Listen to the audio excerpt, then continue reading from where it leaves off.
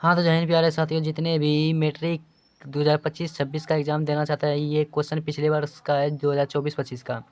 ये question paper 2025-24-25 का है, विज्ञान का। ये ओरिजिनल क्वेश्चन पेपर है। ये हम अपना ही क्वेश्चन पेपर है।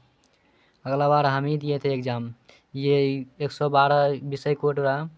ये रहा कॉपी नंबर, ये रहा कॉपी नंबर, और पुस्तक संख्या एच है कोड। और देखो 110 कुल प्रश्न 110 था, जिसमें से 2 घंटे 45 मिनट का समय दिया था। 15 मिनट एक्स्ट्रा, यानी कि 2 घंटा 30 मिनट दिया था, 45 मिनट एक्स्ट्रा दिया था। और ये 80 फुल मार्क्स 80 नंबर का होता है। ये ओरिजिनल क्वेश्चन पेपर है, हम ही दिए थे अगला बार एग्ज़ाम। और मेरे नोट्स से लड़ा था क्वेश्चन। जैसे देखते हैं ऑब्जेक्टिव क्वेश्चन, देखो कितना लड़ा था पहला चैप्टर का। यहाँ किरण के समूह को के कहते हैं, ये पहला चैप्टर का एक प्रकाश पुंज किरण पुंज कहते हैं, ए बी दोनों, सी नंबर ऑप्शन। और प्रकाश की किरणें गमन करती है, हमेशा सीधी रेखा में गमन करती है। यह फिजिक्स का चैप्टर पहला का है ये सभी क्वेश्चन। देखो कितना पूछा। अवतल दर्पण किस दर्पण का किस प्रकार का दर्पण होता है, तो अभिसारी दर्पण होता है। और आगे देखो क्वेश्चन, कार की हेडलाइट में निम्नलिखित में से किस प्रकार के दर्पण लगता है, तो अवतल दर्पण का उपयोग होता है। और अवतल दर्पण की फोकस दूरी होती है ऋणात्मक होती है। किस दर्पण से हमेशा वस्तु छोटी प्रतिबिंब बनता है, हमेशा उत्तल दर्पण से बनता है।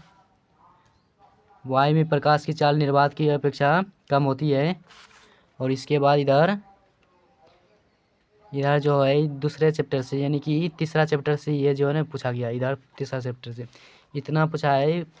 पहला चैप्टर से क्वेश्चन फिजिक्स का पहला चैप्टर से, लेकिन लॉन्ग क्वेश्चन जो है ना, लॉन्ग क्वेश्चन फर्स्ट चैप्टर से एक भी नहीं पूछा गया है। एक भी लॉन्ग क्वेश्चन जो है ना फर्स्ट चैप्टर से नहीं पूछा गया। ये है फर्स्ट सीटिंग का, ये क्वेश्चन है फर्स्ट सीटिंग का। ये क्वेश्चन जो है फर्स्ट सीटिंग का है, और इसमें फर्स्ट सीटिंग में एक भी क्वेश्चन नहीं पूछा गया है। ऐसा लगता है कि अगला बार नहीं पूछा गया था, अगली बार ज़रूर पूछेगा फर्स्ट सीटिंग से। तो नोट्स देखते हैं हम अपना पहले। यहाँ मेरा नोट्स है, इसमें जो 26 क्वेश्चन है, इसमें से ज़रूर लड़ेगा, और उम्मीद है कि अगली बार लड़ेगा क्वेश्चन इससे। ये देखो पहला क्वेश्चन ये है, प्रकाश का स्रोत किसे कहते हैं। प्रकाश के स्रोत कितने प्रकार के होते हैं, कौन कौन से प्राकृतिक और मानव निर्मित होता है। और क्वेश्चन नंबर यहाँ देखो, स्क्रीन शॉट ले लो या तो नोट कर लो कॉपी में। प्रकाश की किरणें किसे कहते हैं। अब यही ऑब्जेक्टिव में पूछा था, किरण पुंज किसे कहते हैं। ये अभी दिखाएं ऑब्जेक्टिव का क्वेश्चन। 3 प्रकार का होता है किरण पुंज, सब ऑब्जेक्टिव में यही पूछता है। ये रहा क्वेश्चन, किरण पुंज कितने प्रकार के होते हैं, सभी का विवरण किया गया है। पहला समांतर किरण पुंज, दूसरा अभिसारी किरण पुंज, और तीसरा अपसारी किरण पुंज। 7वां नंबर क्वेश्चन, प्रकाश के गमन के आधार पर पदार्थ कितने प्रकार के होते हैं। ऑब्जेक्टिव में पूछता है तो 3 प्रकार का होता है। 3 प्रकार का होता है, कौन? पारदर्शी पदार्थ, अपारदर्शी पदार्थ और पारभासी पदार्थ। प्रकाश का परावर्तन किसे कहते हैं। ये परावर्तन, ये रहा डायग्राम। और प्रकाश के परावर्तन के नियम यहाँ ये रहा। और ये भी पूछता है प्रकाश के परावर्तन के कितने नियम होता है, तो 2 नियम होता है। प्रकाश के परावर्तन के 2 नियम होता है, जो यहाँ है। ये हुआ दूसरा नियम, स्क्रीनशॉट लेते जाओ। ये पहला नियम का डायग्राम, ये दूसरा नियम। अगला हुआ वास्तविक प्रतिबिंब किसे कहते हैं।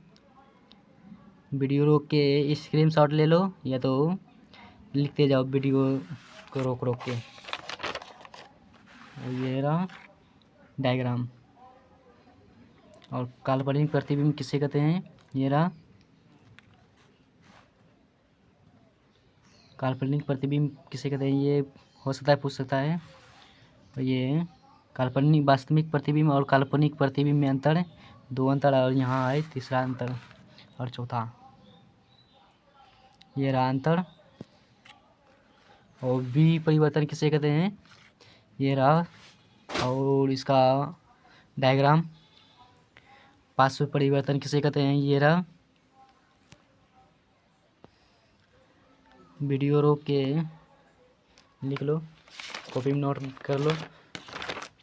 हो सकता है अगला बार नहीं पूछा था, अगली बार हो सकता है पूछ सकता है लॉन्ग क्वेश्चन। ऑब्जेक्टिव क्वेश्चन तो देखा कितना पूछा गया है। गोलीय दर्पण किसे कहते हैं, गोलीय दर्पण 2 प्रकार के पूछेगा। गोलीय दर्पण कितने प्रकार के होते हैं, तो 2 प्रकार के।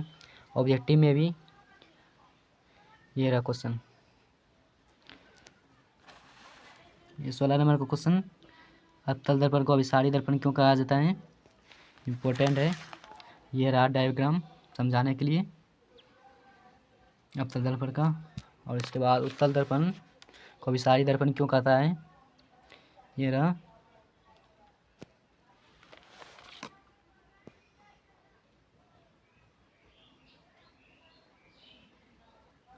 ये रहा अवतल दर्पण एवं उत्तल दर्पण में अंतर। यहाँ पे कितना अंतर है, करीब 6 अंतर है, 6 अंतर दिए हैं। देख लो फिर से 2 अंतर, 4 अंतर और 2 अंतर, हाँ 6 अंतर दिया गया है। और उत्तल दर्पण के 3 उपयोगों को लिखे। उत्तल दर्पण के 3 उपयोग, ये रहा उत्तल दर्पण के 3 उपयोग। और अवतल दर्पण के 3 उपयोग, अवतल दर्पण के 5 उपयोग बता दिए हैं। ये भी पूछता है अभी, देखा कि हजामती दर्पण के रूप में किसका उपयोग होता है, अभी ऑब्जेक्टिव क्वेश्चन में था। वैसे ही ऑब्जेक्टिव क्वेश्चन में और लॉन्ग क्वेश्चन में घुमा फिरा के पूछता है। आगे क्वेश्चन, हजामती दर्पण में अभी ऑब्जेक्टिव क्वेश्चन दिखाएं पूछा गया है। और उत्तल दर्पण, अवतल दर्पण अगली बार इसे पूछता है, 2 क्वेश्चन पूछता है लॉन्ग क्वेश्चन, अगली बार हो सकता है पूछ सकता है, क्योंकि अगले बार नहीं पूछा गया था। उत्तल दर्पण का उपयोग स्ट्रीट लाइट में क्यों होता है, डायग्राम के साथ। उत्तल दर्पण का उपयोग साइड मिरर में होता है, इसे पश्च दृश्य भी कहते हैं। और आवर्धन, आवर्धन का सूत्र पूछता है m बराबर h डैश बटे h, यानी कि वस्तु की ऊंचाई प्रतिबिंब की ऊंचाई बटे वस्तु की ऊंचाई होता है। m बराबर h डैश बटे h, प्रतिबिंब की ऊंचाई बटे वस्तु की ऊंचाई।